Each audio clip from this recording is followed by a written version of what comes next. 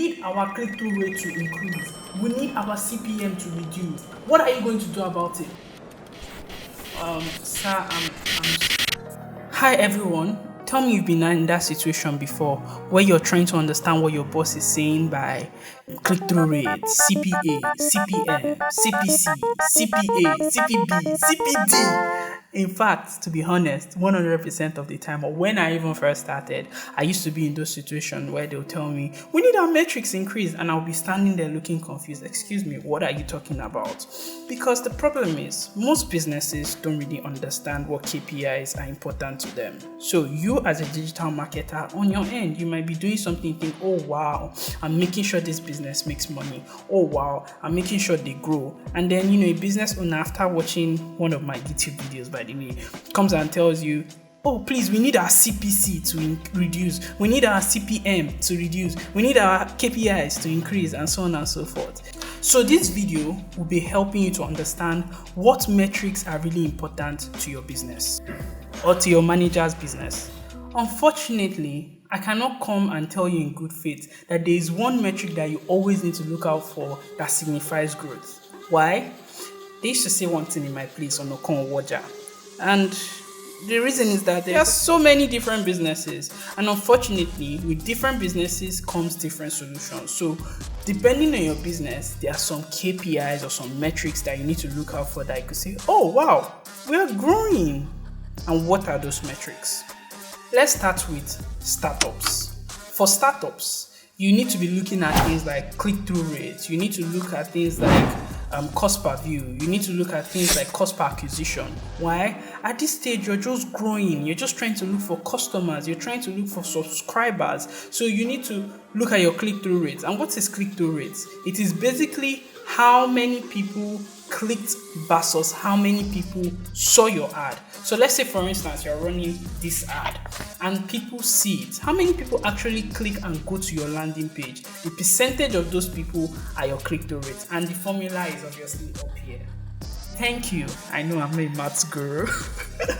Next thing you need to look at is your cost per acquisition. Your cost per acquisition is how much it costs to get a lead. Let's assume you ran a campaign and you spent $100 and you got 10 customers. Now, how much did it cost you to get each customer?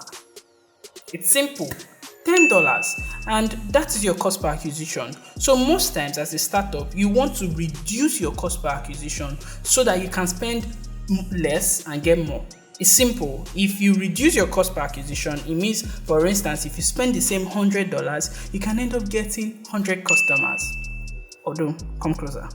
That is just an ideal world. In real life, you can never spend $100 to get 100 customers if you were spending $100 to get 10 customers in the first place, because obviously there are other things involved. Now, how about e-commerce businesses that are selling something? What KPI should they be looking for? Is click-through rates invalid in this case, or is conversion rates invalid, or probably cost per acquisition? Now, to be honest with you, all these metrics still matter, but I'll add two extra ones that each e-commerce business should be looking out for. One is return on investment. It's self-explanatory. What is return on investment? How much you got from spending a certain amount. The formula for return on investment is your revenue divided by your ad spend times 100 over 1. It's simple. Let's assume you spent $50 to make $100. You just divide that $100 by that 50 and multiply by 100. And what do you get in this case? 200%. So it means that your return on ad spend was 200%, which is pretty awesome. But again, come closer. That's an ideal world. So just saying. And then another thing you need to look at in e-commerce businesses is lifetime customer value. Why? Most times you don't want a customer to just buy one product. You want them to continue to spend. So let's say I buy this shoe today. Tomorrow you want me to buy this lace. Next tomorrow you want me to buy polish. Next tomorrow you want me to buy shoe brush, and so on and so forth. So most times you calculate how much a customer can spend over time, because the longer a customer stays with you, the less amount of money you need to spend to get them to buy something. I hope this makes sense. And then finally, let's talk about an established business. Let's talk about like a Fortune 500.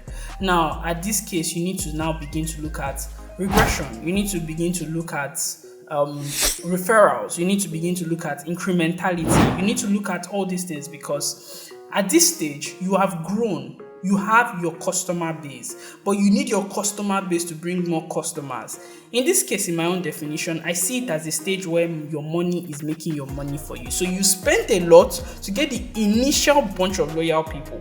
Now, these loyal people are going to get you more loyal people and so on and so forth. So in this case, you need to spend your marketing efforts getting more people through your already acquired people, and the metrics you're looking at is referrals, you're looking at incrementability, you're looking at, again, lifetime value of a customer. In conclusion, what am I saying? Every business is different, so there is no one size fits all. In fact, whatever I've said in this video for the past how many minutes, take it with a grain of salt because your business might be different. Your business might not even need all these metrics I'm talking about. What I would just advise you is think about your ultimate goal. Is it to make money? Say if you're a for-profit business. As a non-profit business, is it to get donations or probably to help more people or probably to reach more places? Or is it like a clothing business that your end goal is to sew more apparels or better still to even expand?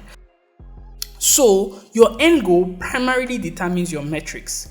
Do not just lock into the whole you have to track your CTR, although most times you need to track your click-through rates. But in some cases, like for instance, if your business is primarily traditional or on ground, your click-through rates might not really matter. So, but if your business is 100% digital or 50% or even 20%, click-through rate is very important.